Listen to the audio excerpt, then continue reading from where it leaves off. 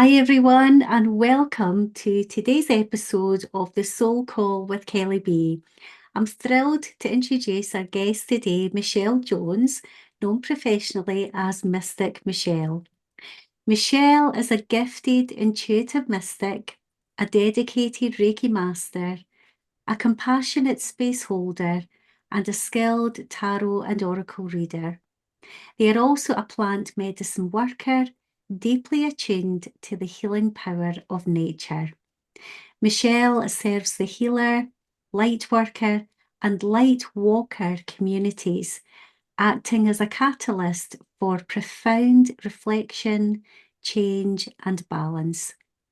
Michelle creates a sanctuary for healing, allowing individuals to release their burdens and find alignment with the earth's rhythms.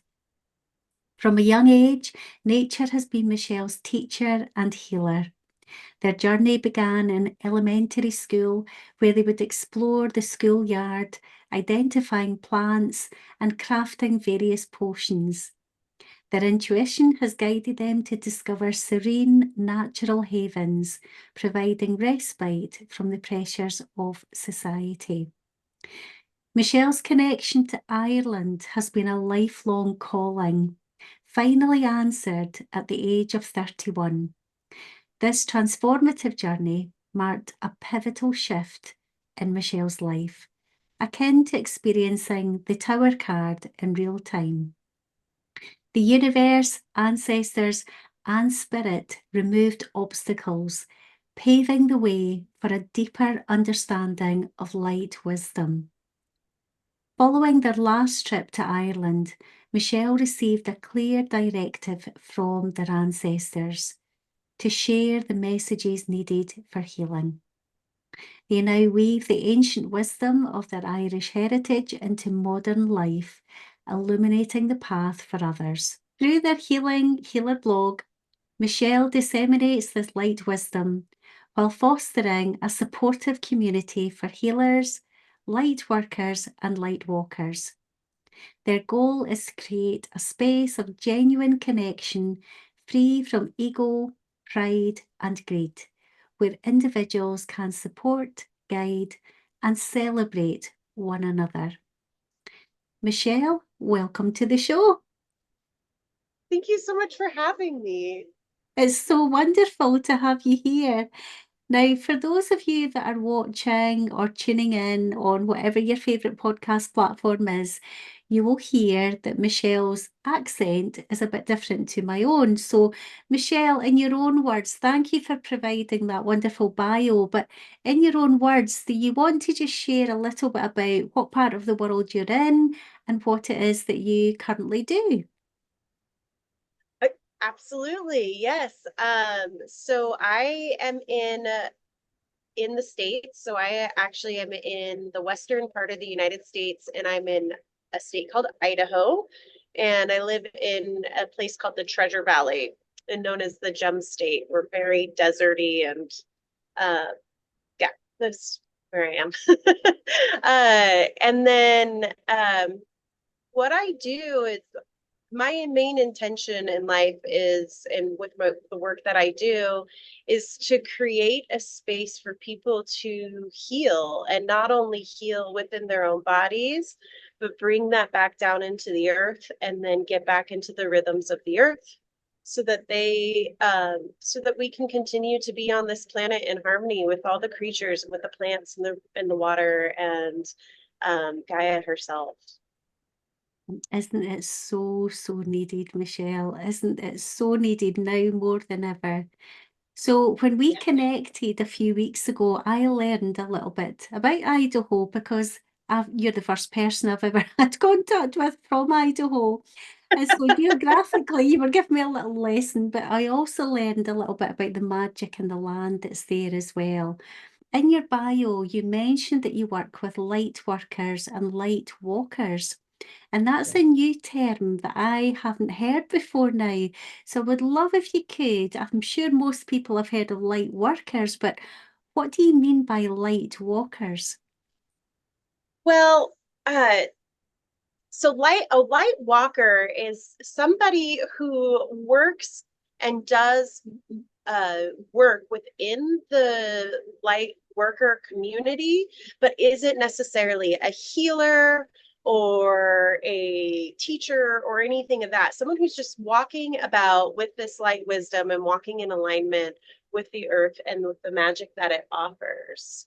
I think it takes a lot of pressure off of people to have the end game of becoming a healer or becoming a or walking into any of these realms that a light walker would step into. I think it really allows them to be who they're supposed to be, because they still offer reflective light to those that they're around by living in their authentic selves and authentically with the earth, but without having to have that burden of being the one who heals everyone. I love that. I love that.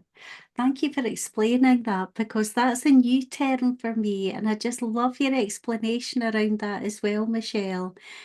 I also learned that you love to work with healers and those that are showing up in the world as light workers.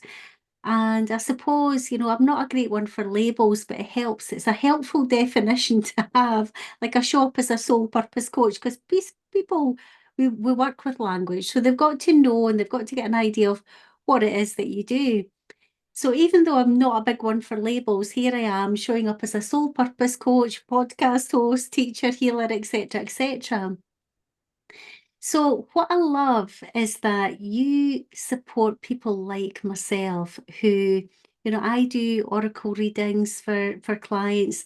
I am a healer. I do all of this work, but it's very, very difficult for me to read for myself and to really get a feel for, where things are going for myself. So I approached yourself through recommendation of Catherine Matheson, who was a previous guest on my podcast, who I just adore. Catherine, if you're watching this, hello to you. And for those of you that are tuning into this podcast, if you've not yet watched the episode with Catherine Matheson, we spoke about the ancestors, the stories of our ancestors, the grandmother stories podcast that Catherine put together. It's phenomenal. And so Catherine recommended your services, and I'm so glad that we connected, because you very much are that beautiful soul who supports anybody that comes to you. But we had such a wonderful connection. I'm so, so grateful for you, for your wonderful insight and using your intuitive abilities. And it's always interesting to me to see how other people work as well, Michelle. So thank you so much for facilitating that. And I would highly recommend your services to anybody that's tuning into this, because it was just so, so wonderful. And it's very much from the heart. Yeah, you're very heart-based in your approach.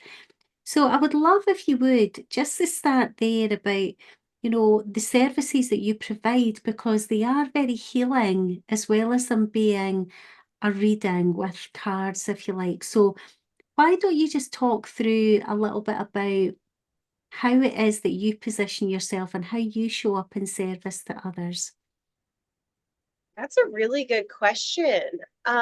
When I show up for other people, I show up as a tool for them. And so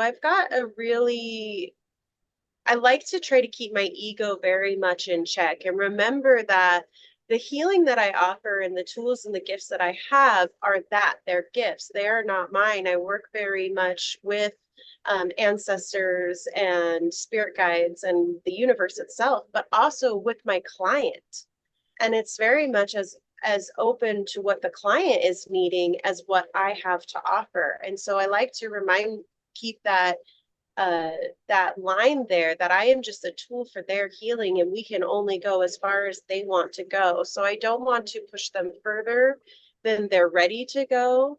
I don't want to, sometimes I receive messages that it's just for my information, not necessarily. So discernment's huge in my practice about how I'm going to be working with someone.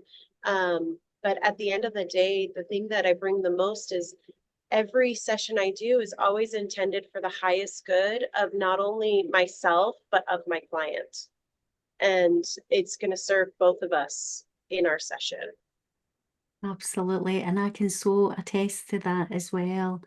And you have such an incredible way to connect with people, Michelle, which really, really is, you know, you just facilitate a very safe and beautiful and loving space. And of course, you being that tool or channel or whatever it is that you want to, again, we're back to labels again, aren't we? It's you also have those tools of oracle decks as well, and you've got many oracle decks and tarot decks that you work with. And I love the way that you introduced them to me, like they had their own personalities. And I got to choose. So I love how you were allowing me to connect in with what I felt intuitively that I felt called to work with on that session as well. And I know that I'll be connecting with you again in the future, and it may be different tools that I feel like I connect in with. But I love the way that you introduce the decks. Why don't you talk a little bit about that and why you do that? So I've been working with Oracle decks specifically since I was 13. And, it comes back to that discernment and that ego base, like every deck. And if you're someone who works with decks or has, even if you're not doing it with clients, you know that there's personality that comes out of those decks. And so for me, it's honoring the tools that I'm working with to give them their voice, to give them the opportunity to show up the way they want to and not force them to work in a way they don't want to work. And it's part of that connection and that opening to spirits that the creators of the decks themselves that have chosen to put this out and put this energy out and connecting into that. And I think it is, it's so important on this healing journey, whether you're just getting an oracle or tarot reading or going in for an energy healing, to feel like as a client that you have some kind of control, that somebody isn't just here to give you the information like a teacher. I guess that comes from my uh my issues with authority who tries to force me to believe whatever they want me to believe. I want all my clients to feel as comfortable with what they're and in control of their own session as they're supposed to be, because it is their session, it is their healing and their healing journey. And these decks have messages to give people, and it's important. Some decks might not want to talk to a client, and I don't want to force a deck to try to talk to them if that client's not ready for it. I love that. It's such a respectful and ethical way to work. Yeah, it's understanding so deeply that everything has consciousness in it. Everything is energy. And so allowing what is meant to be, showing up for the client and for yourself and for, like you say, the intent behind the card deck as well.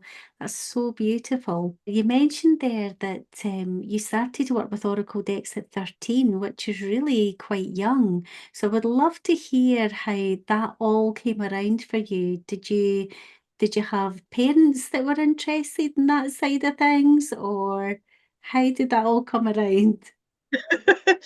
um So, a very long story short, I grew up in a very conservative household, and for those that know it, it's the LDS religion is, or the Mormon religion over here. It's more popular on the west side of the states. It was very, very conservative, and I never really believed or trusted in any of it.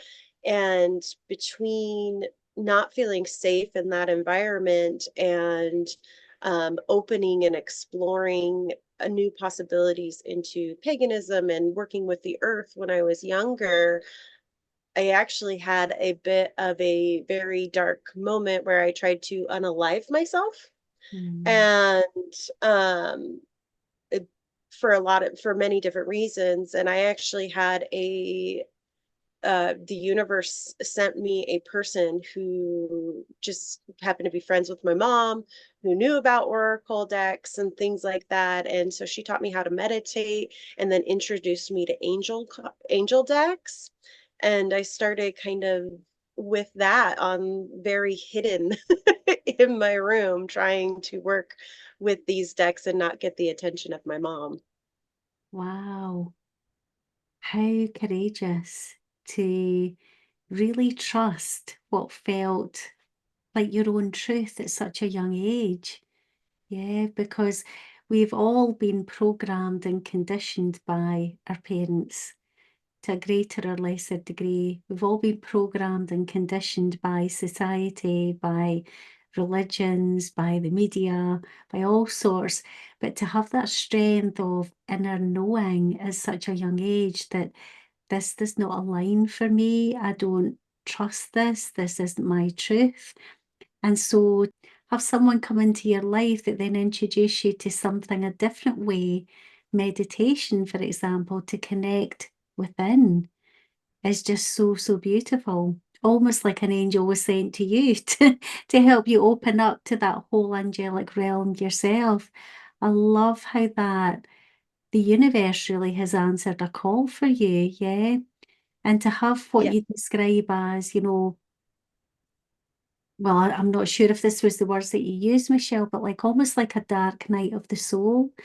Yeah, where you didn't want to be here anymore. And those can be very, very, very difficult moments in people's lives. But, when we stick with it and we choose to see it through, because the only way through it is to go through it, then that's what leads to breakthroughs. And so thank goodness that you chose to, stay here and to continue that journey because that led to a breakthrough for you. And so that's now led you on this path, which you now show up as Mystic Michelle. And in service and beautiful service to others. Yeah.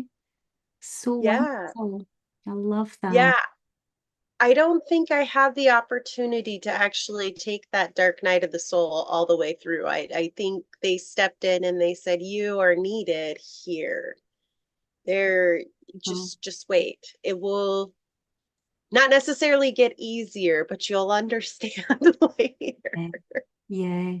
Yeah, because I'm sure you've had many moments like that. Now, you also Yes. mentioned in the bio that I read out at the start of this episode that you have this affinity with nature. And when we connected, you spoke about the plants and plant medicine and the spirits of the plants. I would love to hear a little bit more about how that really evolved for you early on in your childhood and where that has evolved to being a big part of your life now. Yeah, I remember when I was younger, and I know I can't remember how old exactly, but when I was in elementary school, I used to run around the yard finding red clover, and I would run around with my friends, and we would pick the flower part off, and I would open it up and I would explain to them the different healing properties. And at that time I thought it was the indigenous, because I was very close to a lot of tribal lands where I grew up in, because I grew up in Oregon versus Idaho.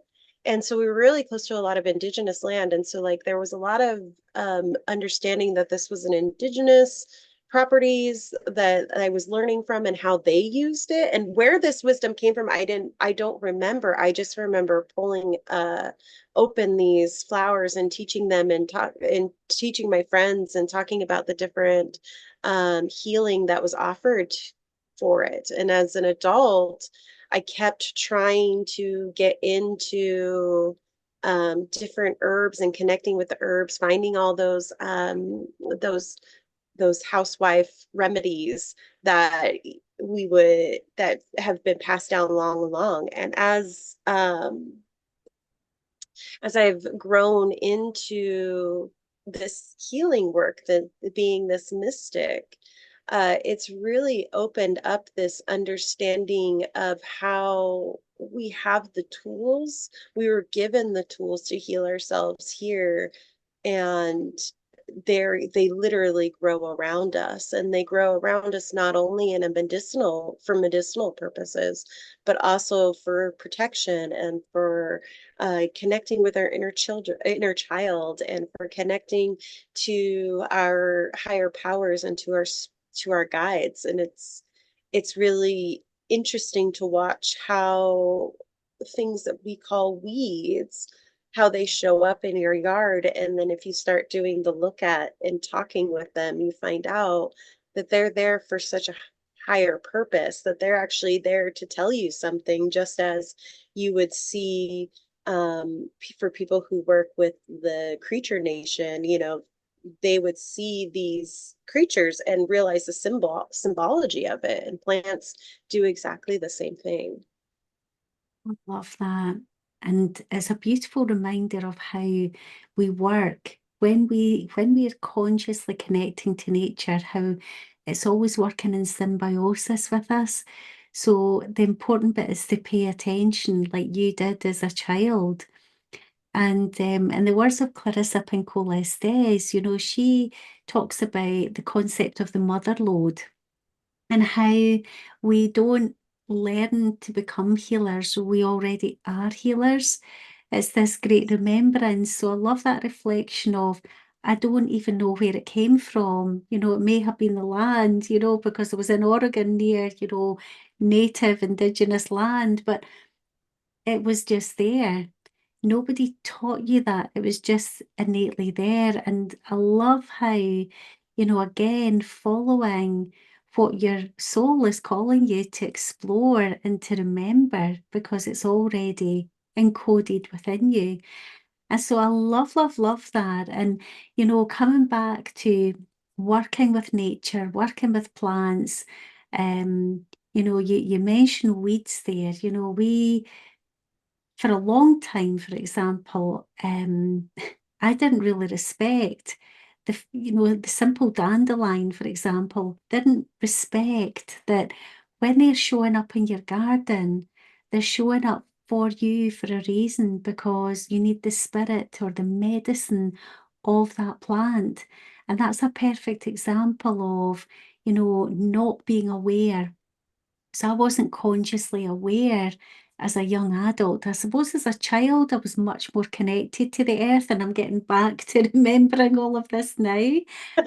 But in my early, I would say my teens, my early 20s, it was just these were just weeds, and putting down weed killer and all the rest of it. Whereas now, I thank the plants, I thank the dandelions for showing up because they are coming into my conscious awareness for a reason. And currently, I've got an online membership, and on that membership, it's called Solasta, and it's to help others to remember their own gifts, yeah, to develop their own intuition, to use everything that they have been encoded with. And meditation is something that I facilitate for others. And right now, the theme is tree wisdom. And so we're working with the wisdom and the spirits of the trees. So it's just been such a beautiful journey because even though, I'm facilitating the space, I'm learning just as much as those that I'm holding the space for because it's just taken me deeper within to remember, as I say. So I love how, you have continued to honor the nature spirits, to honor the medicine that's available to us because nature never lets us down, does it? It's just, we are nature. But unfortunately, we have been conditioned to become disconnected from what is most natural for us. So I love how you are reminding us of the importance of that and weaving that into the beautiful services that you provide as well, Michelle. So thank you for that. Um, I'm also wanting to touch on this really excites me because I have Irish ancestry as well.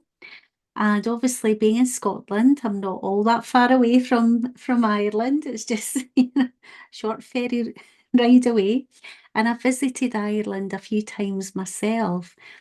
And in your bio, you mentioned that that dream had become your reality when you were 31. So I would love to hear about how that part of you has become such an important part of your story, of your remembrance, connecting with your ancestors as you have done. I would love you just to take us on that journey for a little while, just to share what that was like for you. Absolutely. So, going back to like the age of 6, all the way back then, I always had a deep connection. My mom told me that we had Irish ancestry, and I was convinced that that's who I was and that's what I was doing. I was the only one that was allowed to celebrate St. Patrick's Day because it was my holiday. As stubborn little 6-year-olds can be. So about I've always wanted to be a world traveler. I always knew that there was medicine that the US didn't offer. There's such a disconnection. And I always felt that there was so much more wisdom out there in how other countries lived their lives. And I planned this huge world trip and didn't get to go on it. And so about 31, I was at another tower moment where I was not in right relationship with myself. I was not in right relationship with the people around me. I had gotten disconnected from the earth and from the plants and from my guides. And so, as a literal tower moment, I was planning to go everywhere but Ireland, actually, and to just kind of run away and escape things. And someone mentioned to me, they're like, "Why aren't you going to Ireland? Why aren't you doing that? That's all you've ever talked about doing. Why aren't you heading there?" And I didn't have an answer. I said, it's just not time for me to go. It's just not time for me to be there yet.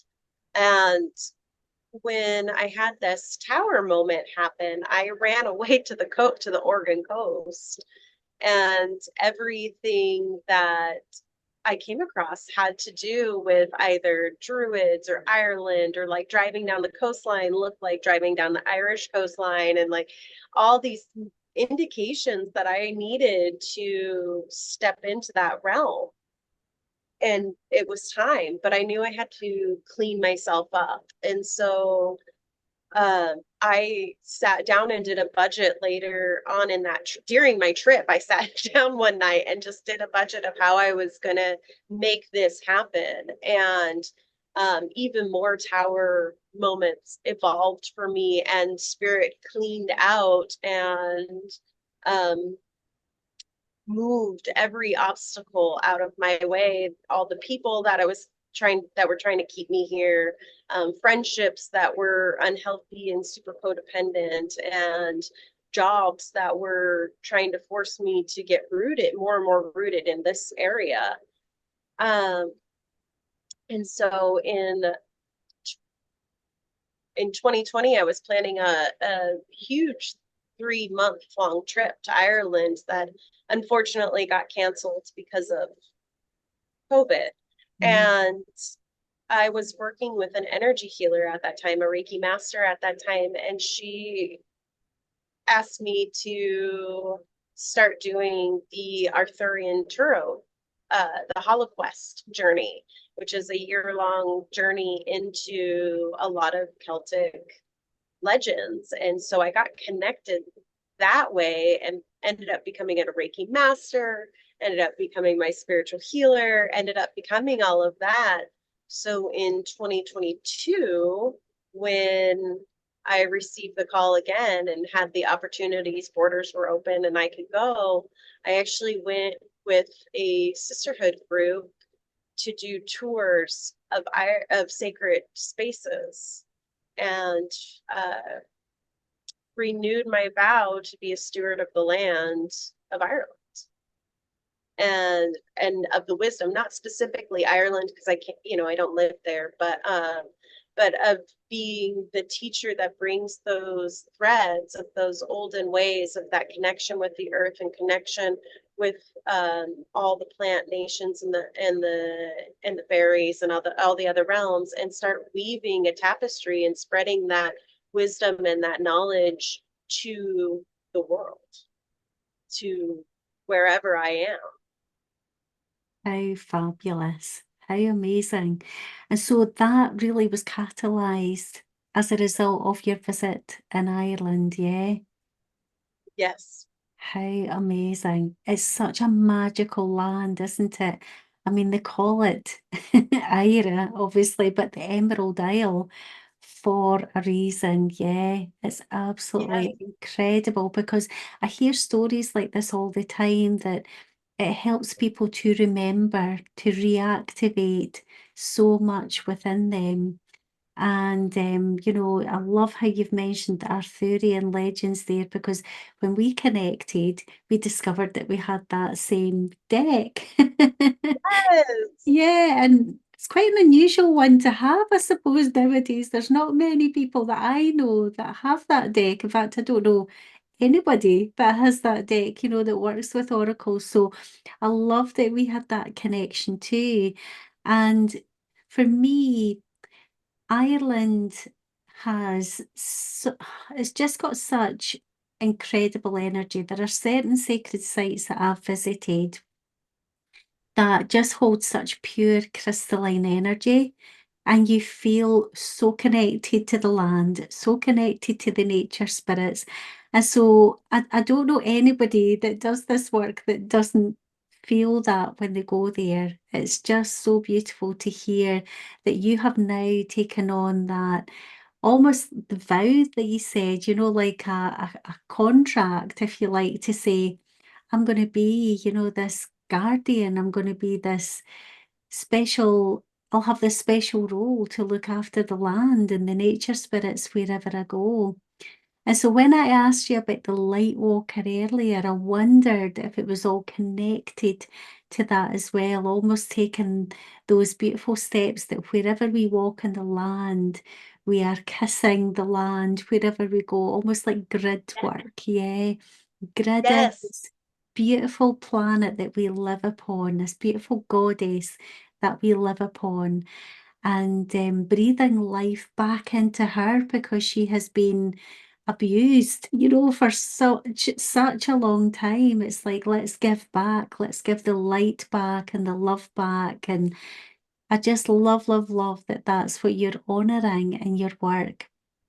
And so, Michelle, I would love for you to share a little bit now about how people can find you, how they can connect with you, and the services that you can offer to support others that are on this incredible journey of awakening.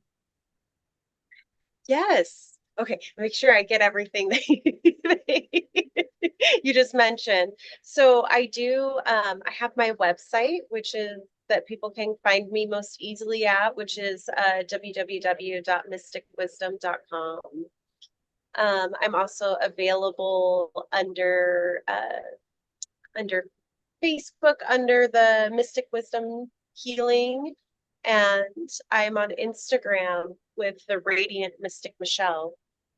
That's the tagline there. I have my blog posts on my website and on Substack as well, if you're familiar with Substack. Um, and I guess those are the best ways to contact me. And I'll pop all Um, those links below this episode so people can find you easily. So don't worry about that. And okay. what are all the services and what ways can people step in to work with you, Michelle? Well, so I have like a structured set of sessions that are available as far as energy healing sessions. They're all offered either over the phone or over Zoom call. I have a combination of doing Reiki, energy healing, and elemental healing with in combination to tarot readings and oracle readings. You can do intuitive tarot readings and oracle readings with me, which tend to be woven in healing wisdom anyways. I just don't think I can turn off offering that healing magic anytime I'm with somebody. uh, I also have a session that's called Spill the Tea, which is a active listening vent session where it's held space for anybody that is just needing to, not quite ready to go to therapy, but needing somebody to talk to because whatever is on their mind is so heavy that they just need to work it out with somebody listening who's not going to try to give advice at the end of it unless they're wanting that. I offer different classes. I have different classes for chakra work and learning how to connect in with your individual chakras. I actually will be starting the Hollow Quest journey, the year-long journey. I will be facilitating that around Samhain, and um, just I don't know anything. There's we can I have these structured things, but honestly working with me becomes so organic sometimes because it's what is needed in the moment and not necessarily what that structured time is allotted for. I really like to flow with what is needed.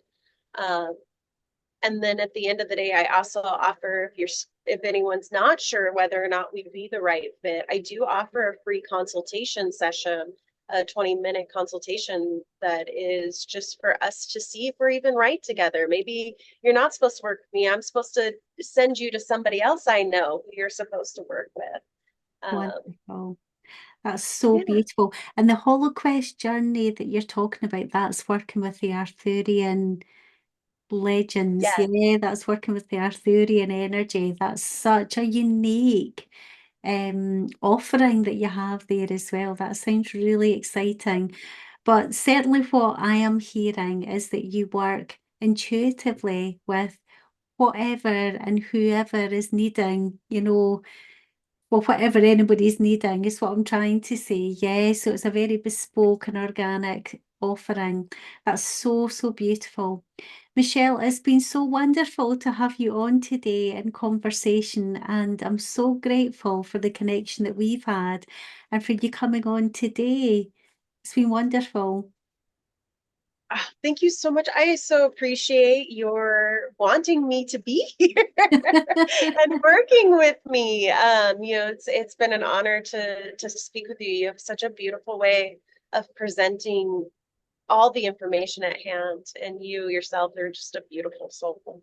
Oh, thank you so, so much. Well, we will definitely connect again in the future. Michelle, thank you so much. And thank you to everybody for tuning in and watching and listening. And please, please, please reach out to myself or to Michelle here for any support that we can offer you. Take care, everyone. Bye for now.